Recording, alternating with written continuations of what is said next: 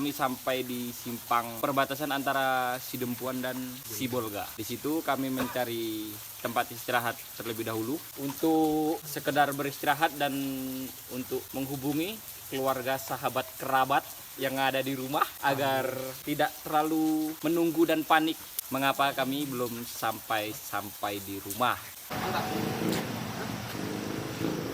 Mata puasa dulu ya. Sampai Sidempuan. Iyalah. Ini nih yang menarik dengan kalau kita bepergian dengan banyak orang, dengan banyak pikiran. Jadi ide-ide yang muncul itu kadang-kadang selalu mendadak. Contohnya kayak seperti mau makan di mana atau mau istirahat di mana. Itu yang menentukan nasib survive ke depannya kayak mana lah gitu. Berhubung teman-teman pada lemah dan menunjukkan juga jam makan malam telah lewat, jadi didapatkan keputusan itu rest di Padang Sidempuan sekitar jam 10-an malam lah. Itu pun dengan kondisi tubuh yang sebenarnya sudah tidak memungkinkan untuk melanjutkan perjalanan. Kami sampai di rest area itu jam setengah 8 dan istirahat setengah jam. Akhirnya melanjutkan perjalanan jam 8 untuk ya mencari tempat-tempat makan karena waktu sudah malam. Karena memang sejak kita keluar dari Batu Mundong kita belum ada istirahat panjang. Istirahat paling cuma sekitar 15 sampai 30 menit. Jalan-jalan naik. 2 hari guys nggak mandi.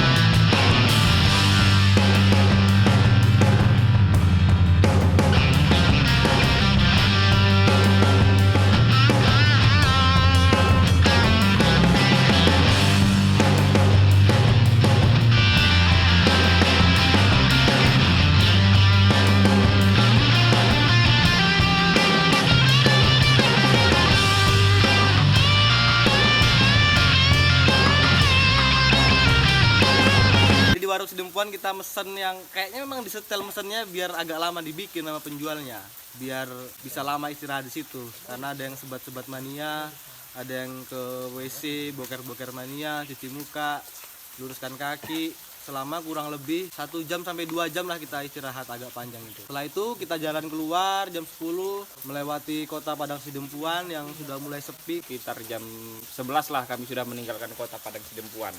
Nah, di sini timbul masalahnya di sini sebenarnya. Lebih ke drama perjalanan sih sebenarnya. Awal kami memprediksikan perjalanan sampai di rumah itu sekitar jam 2 malam.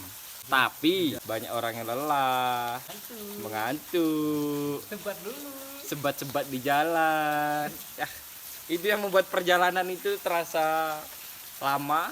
Ada yang mengantuk waktu dibonceng. Namanya si Lodong. Sebenarnya semua orang udah lelah sih, udah ngantuk. Cuman semua pada gengsi untuk ngomongnya. Termasuk saya juga sebenarnya sudah lelah. Cuman karena di situ ada orang yang lebih muda, kena kambing hitam kan. Di situ Silo mulai mengantuk dan kalian tahulah perjalanan jauh. Kalau bonceng orang ngantuk itu pasti mereng-mereng dan yang bonceng pun pasti terasa kalau yang dibonceng itu udah ngantuk. Pas di Ciabu kalau nggak salah ya, antara Penyambungan Sidempuan. Di situ Silo sudah memang nggak tahan dia untuk nahankannya sehingga dia tertidur dan kami mencari masjid untuk sekedar istirahat. Target istirahat itu sebenarnya cuma 1 jam, yang lain ikut istirahat, ikut sebat, ikut tiduran dan akhirnya tertidur. Istirahat pun ditambah menjadi 2 jam lamanya. Nampak muka aku nggak? Nampak nggak?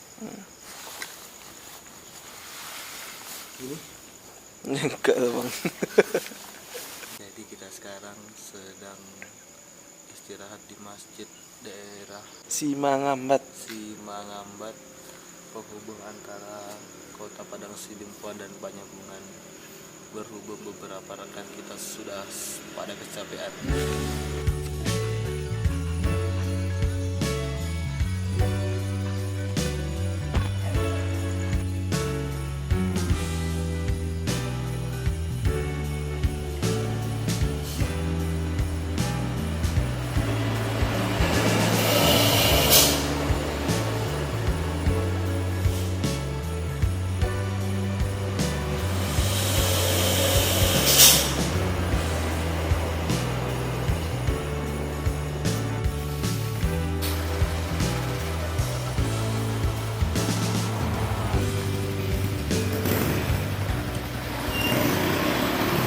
Lanjut dari masjid itu dengan rasa kantuk yang sangat berat menuju kota Penyambungan. Terakhir kita sampai di SPBU Purba Baru. Di situ pun kita masih ada yang menyempatkan untuk tidur sebentar di situ.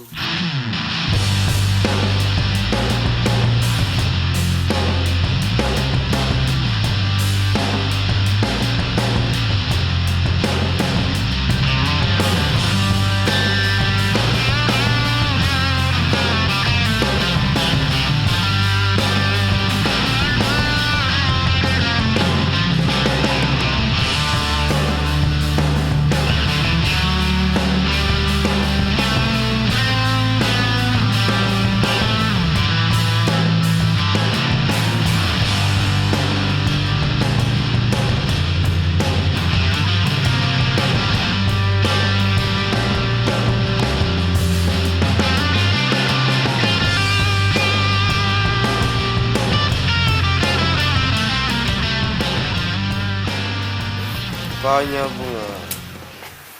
Aduh, tepar bos. Pas lagi ngisi minyak kan ada sebagian teman yang lagi ngisi minyak, ada yang sebat. Pokoknya teman-teman yang nggak sebat ya tidur apalagi gitu kan. Termasuk saya. Termasuk saya. Dia terus. Persiapan sebelum menembus sopo tinjak yang dingin. Ya nggak gimana mah tetap dilewati juga nah. Ini pakai sarung tangan. Kayak gitu kemajuan namanya dah. Sedih juga belak. Dingin kali. Fokus tuh dia soalnya dingin kali. Bahas enggak ada. Jam 3 kurang 15.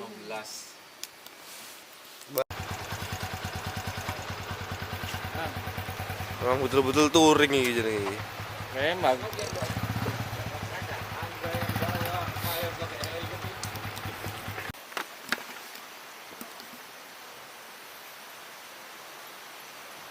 Setelah 30 menit kita jalan memasuki perbukitan atau hutan di Sopotinjak. Dengan keadaan tubuh yang sebenarnya udah nggak mampu, jadi mau nggak mau ya harus tetap ditempuh. Di puncak ini ya, di puncak Sopotinjak itu sekitar 15 derajat Celcius. Menuju puncak Sopotinjak itu rombongan yang melintas cuman kami. Rute yang dilalui ini tuh berkabut dengan jarak pandang yang seharusnya tuh sudah tidak layak untuk ditempuh. Dan lagi-lagi sebenarnya tuh yang dari awal membuat masalah ya saya dan Topa, karena kendaraan yang kami pakai itu sebenarnya Masya Allah tidak layak untuk, bukan tidak layak sih, tidak bisa untuk melalui rute tersebut gitu loh. Ini aja kami karena rute perjalanan dari Penyambungan menuju Sopotinjak tadi berbukit, tanjakan, jadi ya mungkin untuk teman-teman yang tahu ini ya Kertabi Street seperti apa tenaganya, seperti itulah. Jadi setiap perjalanan berbukit kami selalu tertinggal. Ya ini untuk produsen Yamaha ya. Honda ya? Honda ya? Enggak apa-apa, salahkan aja ya. Honda ya? Kok Yamaha sih? Honda ya? Karena dinginnya, namanya juga di gunung. Pasti dingin sekali. Jadi saat itu rasanya sudah sangat luar biasa. Sampai di warung di puncak Sopotinja itu sekitar jam 4. Niatnya sih sekedar istirahat, minum, makan Indomie untuk mengisi perut yang sudah mulai memanggil. Memesan makan dan minum. Makannya Indomie dan minumnya kopi teh lah. Setelah dihitung harusnya makanan itu ada 10. Namun teman di samping saya ngasih kode sama aku. Kayaknya kalau cuman satu mangkok satu orang kurang nggak katanya kan? Aku jawab lah, kayaknya kurang bang. Ya udah tambah satu lagi. Banyak cerita kamu pengen kurang nggak? Cuman kawan di samping ini nggak mau kalau ketua itu tahu kami pesan nambah satu lagi. Akhirnya kami kode-kodean dan pelayannya pun bilang oke sebenarnya. Iya, nambahlah satu lagi bang, jadi 11 Indomie, minumnya 10. Setelah kami menunggu 30 menit, apa yang terjadi? Salah pesanan. Goblok. Waktu makanan keluar, di meja kami kan berempat. Indomie yang disediakan di meja kami itu berlima. Sesuai dengan pesanan kami yang ditambah satu tadi sebenarnya. Cuman waktu pas pembagian kurang satu, ketua kami belum dapat rupanya. Ternyata yang ditambah tadi tehnya. Tehnya jadi 11, makanannya 10. Kami mulai merasa kecewa. Kami mulai merasa sudahlah. Setelah makan kami memutuskan untuk istirahat, mengistirahatkan badan 1 jam. Tidur lain di semua kan. Ketika tidur, termasuk aku pun tidur sebenarnya. Bangunlah aku jam 5. Aku tidur di paling pojok. Pas ku tengok ke belakang jam 5, kok semuanya tidur. Disitulah, ngapain melanjutkan perjalanan? Tidur aja lagi. Sampai jam 6 pagi baru semuanya terbangun dari tidurnya. Jam 6 itu kami melakukan persiapan untuk bersih-bersih untuk pulang lah. Karena waktu pas tidur, teman-teman yang membawa sleeping bag, dia tidur menggunakan sleeping bag. Akhirnya dia harus merapikan barang bawaannya sekitar setengah jam untuk akhirnya siap melanjutkan perjalanan di jam setengah 7 pagi. Setelah di SPBU itu saya udah nggak pegang kamera lagi tuh. Kamera sudah dimasukkan ke dalam tas semua. Jadi sudah tidak mempunyai daya dan kuasa untuk sudah tidak punya daya dan kuasa untuk mendokumentasikan perjalanan lagi. Jadi udah jalan terus. Target awal tadi kan kita jam 2 udah sampai Sinunukan. Tapi ternyata kita sampai jam setengah 9. Jadi perjalanan dari Sopotinja ke Sinunukan jam setengah 7 itu kita sudah karena sudah pada lelah dan menahan semua keluh kesah mungkin ya. Jadi perjalanan pulang itu sudah jiwa-jiwa egoisme individualisnya sudah pada keluar masing-masing. Jadi jalan pulang itu sudah saling meninggalkan kawan. Sudah gak nengok-nengok belakang lagi, gak nengok kanan kiri, tinggal gas terus. Tiba-tiba sampai Sinunukan. Berapa persen dari seluruh yang kita nikmati di perjalanan itu cuma sedikit. Sisanya cuma capek-capek. Tapi mungkin beberapa tahun ke depan atau suatu saat nanti kita saat ceritakan perjalanan ini pasti sangat mengesankan. Makanya itu kita dokumentasikan dengan baik. Halo guys, akhirnya setelah perjalanan yang melelahkan, ini untuk teman-teman yang hendak bepergian, sebaiknya tidak terlalu menentukan titik resnya di mana, perjalanannya seperti apa. Lebih bagus serba spontan gitu. Jadi semuanya diputuskan saat perjalanan. Kalau kita menentukan perjalanan saat sebelum perjalanan itu kurang menarik gitu loh. Dan ini ya untuk teman-teman yang hendak bepergian jauh, sebaiknya alat-alatnya, perlengkapan saat perjalanan atau perlengkapan yang dibutuhkan saat perjalanan itu harus disiapkan dengan matang lah, nggak semata-mata cuman pingin ikut-ikutan tren. Soalnya perlengkapan kita tuh menentukan hidup kita selama perjalanan tersebut lah, istilahnya kayak gitu. Perjalanan kali ini sangat seru sih. Soalnya dalam perjalanan ini hanya ditentukan satu malam sebelum akhirnya memutuskan untuk pergi bermain. Kalau mau perjalanan kita harus menyiapkan fisik yang mumpuni. Sebaiknya dalam memilih kendaraan harus dipersiapkan matang-matang kalau mau perjalanan jauh.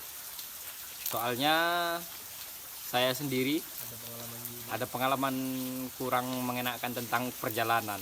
Ketika itu motor yang saya gunakan mati di tengah jalan karena kurang persiapan dan kurang perhatian dari pemiliknya sendiri. Itu dapat kalian lihat di channel ini juga.